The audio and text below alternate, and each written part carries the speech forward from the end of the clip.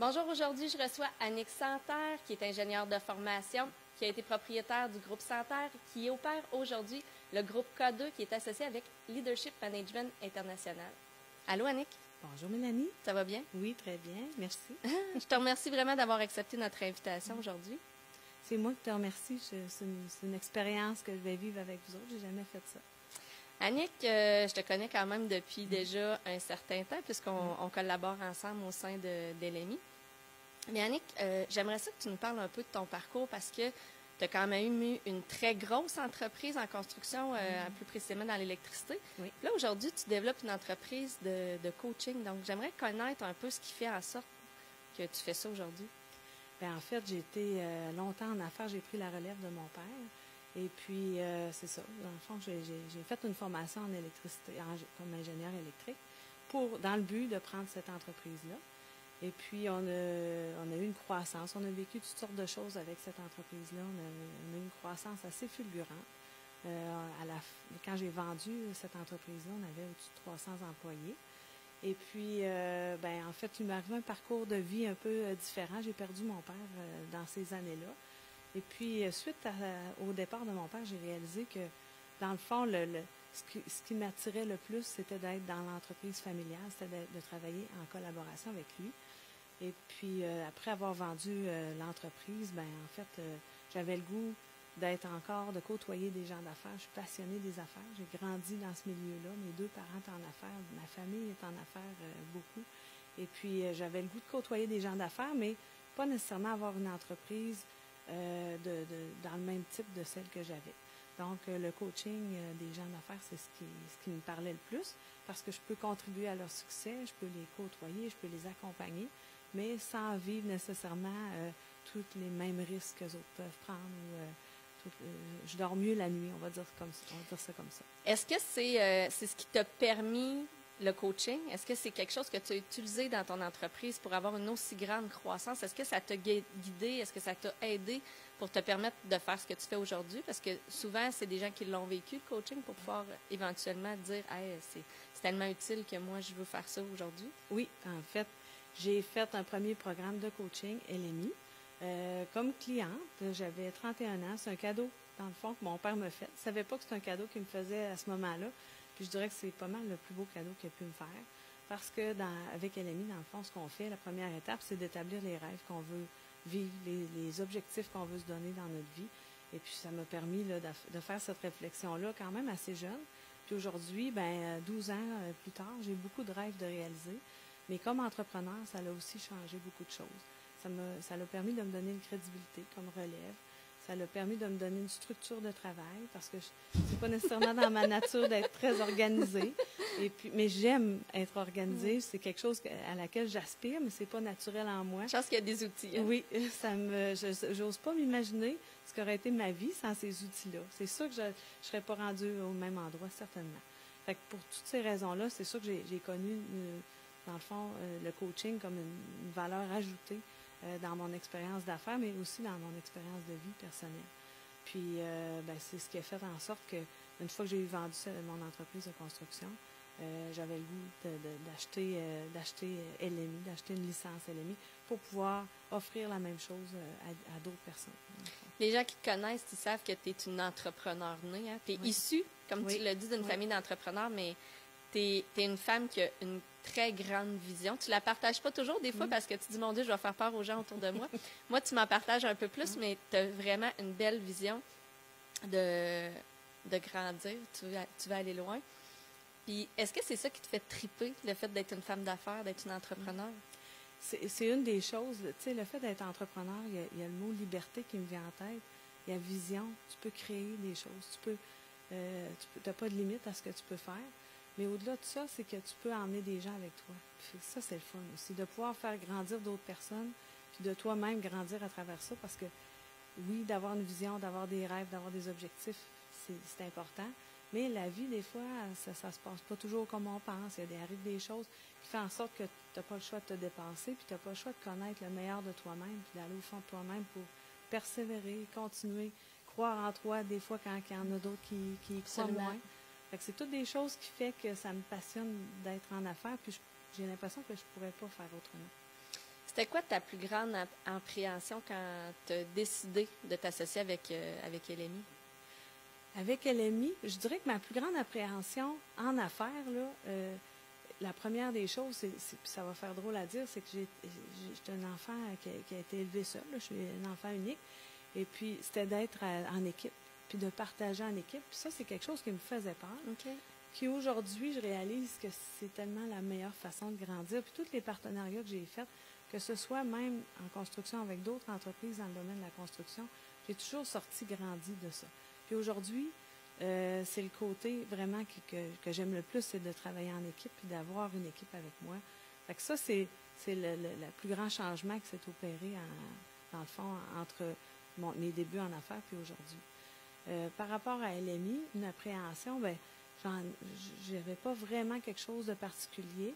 Ce qui est le plus difficile, c'est que c'est souvent, c'est d'amener les gens à réaliser le bienfait ou les bénéfices qu'ils vont avoir à faire affaire avec nous comme accompagnateur ou comme coach. Puis des fois, on le voit, mais eux ne le voient pas. C'est ça qui est le plus difficile, c'est quand les gens, on peut les aider, puis quand ils nous ouvrent cette porte-là, c'est extraordinaire ce qu'on peut faire, mais de réussir à faire ouvrir cette porte-là. Parce qu'on est des travailleurs de l'ombre. Exactement. T'sais, on travaille dans l'ombre. Hein? Oui. Souvent, les gens, ils ont de la difficulté à admettre qu'on a contribué à leur succès. Puis c'est correct, parce qu'on n'a pas besoin d'avoir le spotlight sur nous autres, mais c'est quand même valorisant. C'est un petit peu d'ego, ça, de dire « Ah, mon Dieu, on a pris une petite chenille, puis c'est devenu un beau papillon, puis il a déployé ses ailes pour grandir. » Puis que les gens ne le reconnaissent pas, c'est pas si grave. C'est que les gens nous permettent pas de le faire des fois par leur raison quelconque, là, qui continuent d'opérer, puis qu'on voit les choses qu'on pourrait faire ou qu'on voit qu'on pourrait changer leur vie. C'est là que c'est le plus difficile. Mais avec le temps, bien souvent, c'est à nous d'être persévérants de ce côté-là, puis de réussir à leur montrer les bénéfices qu'on peut leur apporter. Mais c'est beau parce que ces effets-là, c'est comme une onde de choc. C'est que ça produit quelque chose au moment où on termine le coaching avec eux autres, mais c'est que ça évolue dans le temps. Ça reste, puis ça progresse. C'est ça la beauté de ce qu'on fait. Oui. Puis j'aime ça, ton exemple d'onde de choc, parce qu'on travaille avec les personnes, on travaille avec une personne à la fois, mais souvent l'entourage aussi bénéficie de ça. Dans les organisations, quand on travaille avec une personne en charge d'une équipe, bien, cette personne-là va bénéficier, va avoir des résultats différents, va changer son attitude, mais c'est toute son équipe qui va aussi bénéficier de cette personne, de la démarche que la personne va avoir faite. Est-ce que ces appréhensions-là que tu avais au départ sont encore là? Je dirais que de moins en moins. Il faut toujours quand même garder, rester réaliste dans les choses, mais j'ai pas vraiment d'appréhension. Le seul but que j'ai, c'est dans le fond d'aider le plus de gens possible, puis de bâtir une équipe de coachs solide avec laquelle on va pouvoir faire du développement, mais ensemble, comme équipe. S'il y avait de quoi à faire de différent, qu'est-ce que tu ferais? Qu'est-ce que tu ferais autrement? Ça, c'est une dure question, parce qu'en réalité, il y aurait plein de choses que je pourrais faire autrement, puis j'ai pas toujours pris les bonnes décisions. Les décisions que j'ai prises n'ont pas toujours eu les conséquences que j'aurais souhaitées. Mais je peux pas dire que je fais les choses autrement, parce que je serais pas où ce que je suis aujourd'hui si j'avais fait les choses autrement.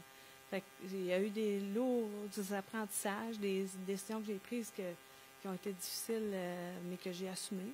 Mais en même temps, aujourd'hui, ils me permettent d'avoir une expérience plus riche. Absolument. Des fois, on voudrait changer, mais en même temps, hein, la personne qu'on est, c'est le résultat c'est la somme de nos expériences. Oui, hein? Ouais, c'est exactement ça. Annick, c'est quoi ta plus grande délinquance? J'en ai plusieurs, mais je dirais que la pire, c'est que je voudrais tout faire. Okay. Tu sais? Puis tantôt, tu as parlé de vision. Oui, j'ai comme plein d'idées, mais il faut rester focus dans nos objectifs, surtout les objectifs à long terme. Ça, c'est la chose que je dois le plus surveiller chez moi, parce qu'il y a toujours une opportunité qui arrive, il y a toujours des occasions. J'aurais envie de toutes les faire. Puis ma mère, c'est celle qui me le rappelle le plus souvent. Elle trouve que j'en prends beaucoup, mais je suis faite comme ça. Fait que c'est d'équilibrer entre oser prendre les opportunités qui passent, mais en même temps rester focus sur nos objectifs qui sont importants. Mais je te comprends, parce que là-dessus, je suis pareille. Moi aussi, il faut que je me repositionne toujours régulièrement à me dire, est-ce que je prends ce projet-là? Est-ce que ça va contribuer à ma vision à long terme ou pas? Donc, il faut que je me ravise souvent. C'est pas facile, hein, quand Non, on est des non. gens qui ont envie de tout faire. Oui. Ta plus grande force, c'est quoi? Ma plus grande force, je n'hésiterai même pas, c'est la persévérance ou la résilience. De rester, de croire, puis de continuer d'avancer, peu importe ce qui t'arrive. Puis j'ai pu le tester, puis je sais aujourd'hui que je suis capable de résister très longtemps à toutes sortes d'événements qui peuvent arriver, puis de croire à long terme, croire que les choses peuvent changer, puis de continuer à poser des actions. Chaque fois que tu peux faire une action vers quelque chose, vers ton but, même si ça ne va pas exactement comme tu veux, ça ne va pas à la vitesse que tu veux, de continuer, puis tant que tu peux avancer, même si c'est un petit peu, c'est pas grave. Fait que c'est la force de rester, de résilience ou la persévérance. J'ouvrirai pas la porte, mais effectivement, tu es un bel exemple de résilience pour te connaître, là, pour te tenir encore debout aujourd'hui, et ce n'est pas un jeu de mots. Faut te connaître. Oui. Qu'est-ce qui te permet de toujours garder ta motivation? Parce que on se cachera pas, là, la vie, c'est pas toujours rose. Puis même en affaires, surtout en affaires, c'est pas toujours rose. Qu'est-ce qui te permet de garder cette motivation-là? Bien, c'est sûr que d'avoir des projets, d'avoir des objectifs, de voir au loin, puis d'aller chercher, tu sais, pourquoi je veux réaliser ça. Puis ce que je fais aujourd'hui, c'est coller à la mission de vie que je me suis donnée. Fait que peu importe ce qui arrive, je vais rester motivée. Il y a des fois que ça peut arriver des petits découragements, puis je me le permets, parce que je pense que c'est correct aussi que ça arrive, et je me le permets pendant un délai. Fait que je me donne toujours 24 heures. Tu donnes une date limite? Oui, c'est pas long, 24 heures. Puis ça fonctionne. Le lendemain, je rebondis, puis je me ressaisis, puis je vais faire des affirmations le matin, je vais écouter des audios positifs. Je vais faire ce qu'on dit à nos clients de faire, mais c'est la façon que j'ai pour rester motivée, mais d'avoir des objectifs qui sont clairs, puis auxquels on croit. Puis j'ai tellement d'exemples d'objectifs que j'ai réalisés, des grands, mais des petits aussi. Bien, c'est ce qui fait que si ça a fonctionné dans le passé, si ça fonctionne pour les petites choses, bien, ça va fonctionner aussi pour les grandes choses. Absolument. C'est quoi de quoi tu es le plus fier? C'est quoi ton plus bel accomplissement? C'est difficile à dire, hein, parce que j'ai plusieurs choses. Honnêtement, je suis fière de la vie que j'ai réussi à faire. Puis, et ça, malgré toutes sortes d'épreuves qu'on a parlé tout à l'heure, qu'on n'a pas parlé, mais qu'on a laissé entendre. C'est que dans le fond, j'ai eu un grave accident, j'ai été gravement blessée, j'ai perdu mon père, j'ai eu toutes sortes d'expériences d'affaires qui n'ont pas toujours été faciles. Mais à travers ça, j'ai continué à vouloir avancer, puis à me donner d'autres objectifs. Puis j'ai élevé mes enfants qui sont rendus, les plus jeunes vont avoir 17 ans. Je suis très fière de ce qu'ils sont devenus, de ce qu'ils vont devenir comme personnes. C'est tout ça, c'est l'ensemble de tout ça. Puis moi, physiquement, je pourrais pratiquement ne plus marcher, mais je suis encore en forme, puis je fais des exercices, puis je continue d'avancer sur ma progression physique. Fait que c'est à tous les niveaux, je dirais que je suis quand même fière de ce que j'ai accompli. Puis il me reste beaucoup de choses encore à faire. Annick est capable de courir, là, je vous confirme. Là. Même les chevilles soudées est capable. C'est sûr que je cours pas comme quelqu'un, je dirais, qui a pas rien eu. Tu sais, j'ai quand même un handicap, mais ça reste que j'essaie de faire. J'ai tout réessayé, tous les exercices ou les sports que je pouvais faire avant. Il n'y a pas rien que j'ai pas réessayé. Fait que ce que je suis capable de faire, je le sais. Puis ce que je suis pas capable, je le sais parce que je l'ai vraiment essayé. Même la motocross? Même la motocross, oui, ça, j'ai pas refait encore. Okay. Ah, ça pourrait être un beau challenge. Oui, je connais quelqu'un qui en a une qui pourrait, oui. Ah, c'est bon, un beau jeune homme, oui. Annick, c'était quoi quel conseil t'aurais aimé recevoir puis que tu voudrais partager aujourd'hui? Bien, le conseil que j'aurais aimé recevoir, c'est sûr que c'est important de savoir qu'est-ce qu'on veut. T'sais, pourquoi on veut tel objectif, pourquoi on veut réaliser telle chose. Puis ça, c'est la première des choses. Mais aussi de s'entourer de gens, parce que seul, des fois, on a l'impression que on va plus vite, puis tout ça, mais d'avoir une équipe pour partager quand c'est plus difficile, c'est quelque chose qui nous aide à rester motivés. Puis en même temps, moi, mes idées, je les connais pas mal toutes. Je les réalise pas toutes, mais je les connais toutes. Mais les idées que les autres ont sont riches, puis ils m'emmènent à grandir. Fait que ça, c'est un côté que je trouve qui est important.